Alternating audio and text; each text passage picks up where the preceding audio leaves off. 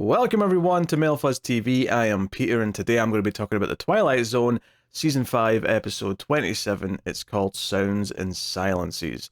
So spoilers for the episode, and I'll be honest, I don't know what I'm really going to say about this episode. There's every so often there'll be an episode of a show, not specifically Twilight Zone, just in general, there'll be episodes where I'll be worried at the end because I'm like, oh, do I actually have anything really meaningful to say about this one?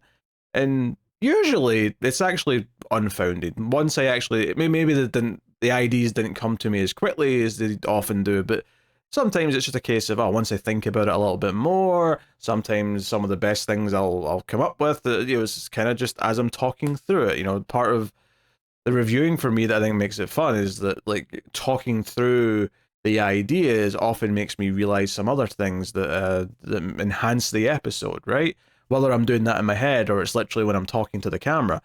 Either way, there's fun to be had. This episode is about a really annoying man. So he's about an asshole. An asshole who loves sound, who loves to be loud and yell and shout.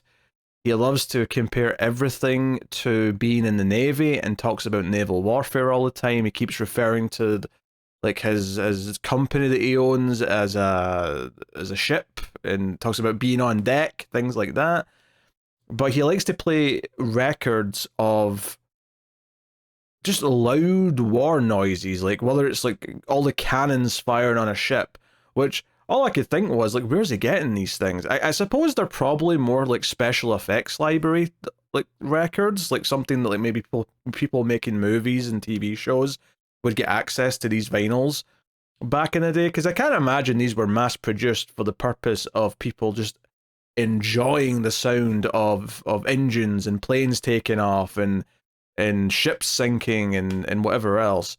But he yells at everyone, he's very abrasive, he's just thoroughly unlikable.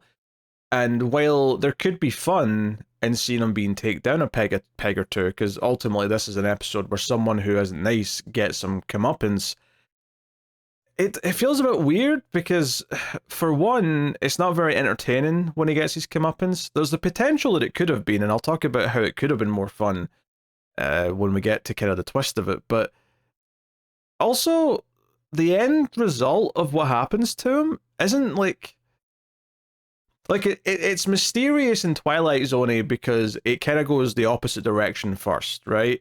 Where after his wife leaves him for being insufferable, right, which he's not very happy about, he basically that night wakes up because there's a really loud sound, and it turns out it's water dripping from the sink in the bathroom, but it sounds really loud. And then the shower dripping sounds really loud, and then everything's really enhanced. It's almost what it made me think of was like when young Superman like gets his super hearing for the first time and he can't control it, so everything sounds too loud, and it really is like messing with him. That basically happens to him, and then we see him at his job, and he's obviously mean to all of his employees, but they're just doing normal things that are quiet, but they sound obscenely loud to him. And there could have been fun here. Like, you could have played with the type of sounds that he was hearing. You could have played with, like, maybe surprising sounds. Like, I thought for a second here that the rest of the episode might turn into him trying to isolate himself from sound. And then the fun might be, like, what has he not thought of? What's going to creep through and, like, make him hurt? And that could be the fun of it. Instead, he ends up, like, going to a doctor. He gets offended when the doctor suggests that he should go and see a therapist because physically there's nothing wrong with him. But the end result of this episode is that he loses his hearing completely. He goes in the opposite direction. And that feels a bit weird because it's like, okay, he got comeuppance because he's obnoxious with sound with everyone else. And it ties into his, like, mummy issues that he's got because his mum wanted everything to be quiet. And he sort of kept that resentment and he kind of passed it on to his wife, and there's a bit of analysis once he goes to therapy, because he does end up going to therapy once the problem's not gone and he realizes I need to do something, and the therapist just gives him a big speech about mind over matter, right? And in fact, honestly, I was getting sick of hearing this. The main character keeps saying out loud mind over matter. He keeps like feeling proud that he's he's conquered this superpower that he kind of got where he can hear things. But then he tries doing it the opposite way because he runs into his wife because she comes back to pick up some things, right? She's literally just left him like the night before or 2 nights before.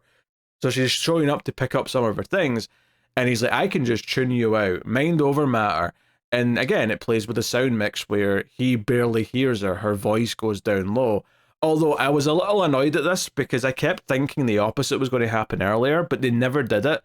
No matter how much he was hearing, like, you know, a pencil tapping sounded like a big hammer, no matter how much like a typewriter sliding to the side sounded like a rail gun going off.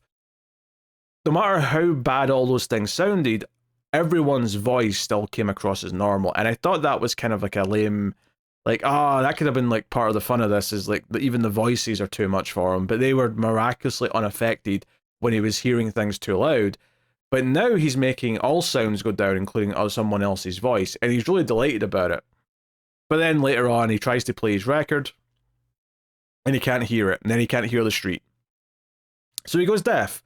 And I think what makes this feel weird as a sort of comeuppance in an episode of Twilight Zone is he basically, this is like a normal thing, not the way it happens, but being deaf is just a real thing. It's a disability that people have. It's kind of hard to see the fun in him just going deaf for, you know, like the comeuppance at the end of an episode. I don't know, that's a bit weird. Like, ultimately, there's nothing strange about this part of the episode of him going deaf. It's a normal thing that can happen to someone. There's usually another reason for it, obviously, and the fact that he got like intense hearing to begin with is a bit different, but it feels like a weird thing to just be like, on the one hand, he's a really annoying character and he's annoying to everyone around him, but not in like a fun way. You're not like enjoying him be a pain to everyone else, because the way he annoys everyone else is just by yelling. And Rod Serling says it himself at the start when he's introducing the episode. He talks about how this character mistakes volume for being important, right? You know, it's like because he's speaking loud, that gives the impression that, oh, it's something important that he's saying, but it's not really. It's just fluff most of the time. But he does it over and over again, and he just yells constantly, and there's no leeway to it. It's not like he's doing something that's a bit mischievous that we, the audience, can maybe see some comedy in or whatever. He's just unpleasant. And I don't know if it ever really gets past that, really. But then it feels like it whiffs out on all the fun they could have done with the sound changing and like things being too loud. Like, let's hear some other things and what they sound like. Instead, they did a thing where like some of the water dripping, they literally put in like gunshot sound effects for some of the water hitting the bathtub. And that felt like, I don't know, just like, we got some gunshots out the sound effects library. It just felt a bit weird. So I don't know, it's a very strange premise to an episode, and he's not exactly an interesting character to follow around.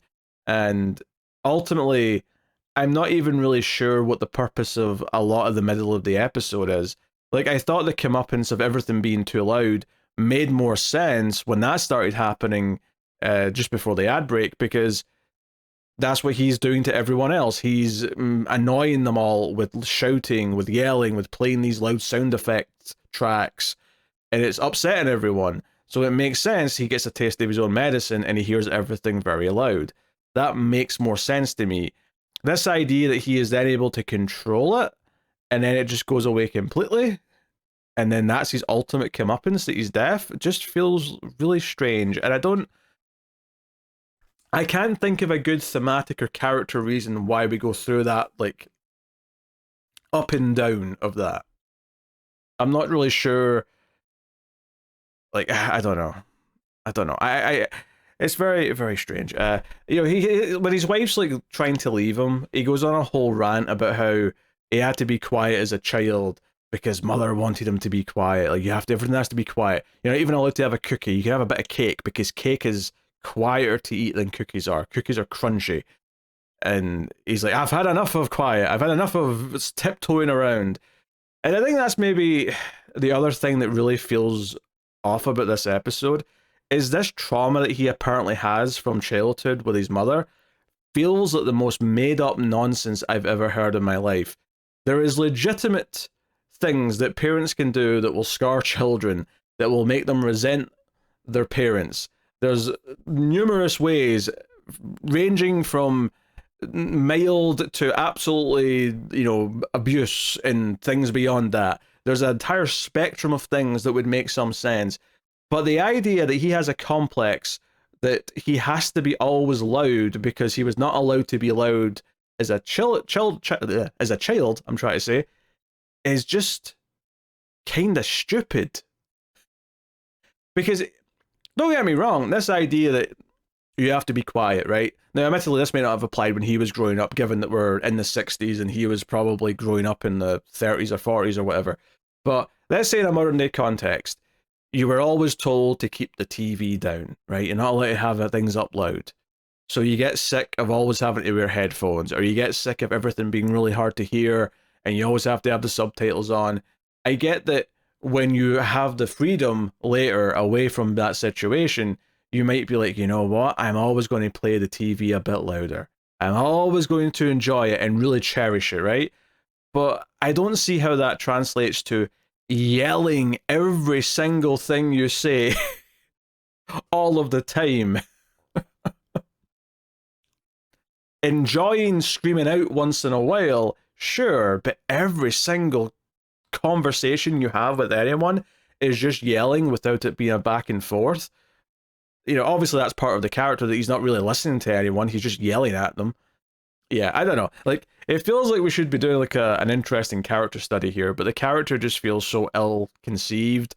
His punishment feels ill-conceived, and even the fun we could have had with the sound effects and doing like sort of weirder things with them, or playing with the idea of like voices being too loud, or his voice, maybe even his own voice being too loud, could have been interesting. I don't know. That's all I've got. There you go. So, this is one of the shorter reviews I've ever done, but I've got nothing else to say about it. It's just not very good. Rod does come in at the end of the episode, as he does, and he gives a bit of a tease for next week, as always. He was very excited about the actor in the next episode, Jackie Cooper, who, I'm just looking at his face here. That's Perry White from the Superman movies, obviously the Christopher Reeve ones. So that's kind of cool. About 15 years before that first Superman movie, so that's interesting. But this is an episode that's got a dummy in it.